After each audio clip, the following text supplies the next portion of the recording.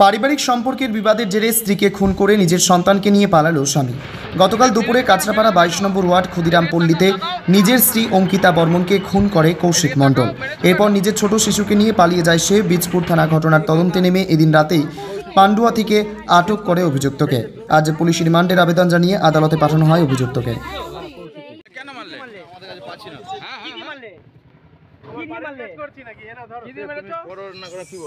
দাদা, আপনার এলাকায় একটা অস্বাভাবিক মৃত্যু ঘুরে একটা সামান্য ভুল বোঝাবুঝি বা উত্তেজনা হয়েছে, কি বলবেন? কখন জানলেন? আমি বিকেল 4টে নাগাদ জেনেছি আচ্ছা। যে একটা ঘটনা ঘটেছে। হুম। আমি 4:10 মধ্যে এখানে চলে এসেছি। হুম। এসে প্রশাসন এসছে, তারা হুম। পুরোটাই ভিডিওগ্রাফি করে পুরো অনুসন্ধান করছে কি হুম। ঘটনা ঘটেছে। হুম। হুম। বললো যে তারা মানে মারা গেছে লোকটা, আচ্ছা, কীভাবে মরেছে না হয়েছে সেটা মানে অস্বাভাবিক মৃত্যু। হুম। তো এটা কি মনে হচ্ছে? বলেছে মার্ডার করে আমি মেরে ফেলেছি, আমি চলে যাচ্ছি এখন। প্রশাসন দেখছে ওটা কি ও নিজে মুখে বলেছে আচ্ছা। ওর বাবাকে। এরকম একটা ঘটনা পাশাপাশি যারা বলছে, হুম হুম। এখন পুলিশ দেখছে, অনুসন্ধান করছে। আপনার নাম? গোবিন্দ মল্লিক, 22 নম্বর কাউন্সিলর।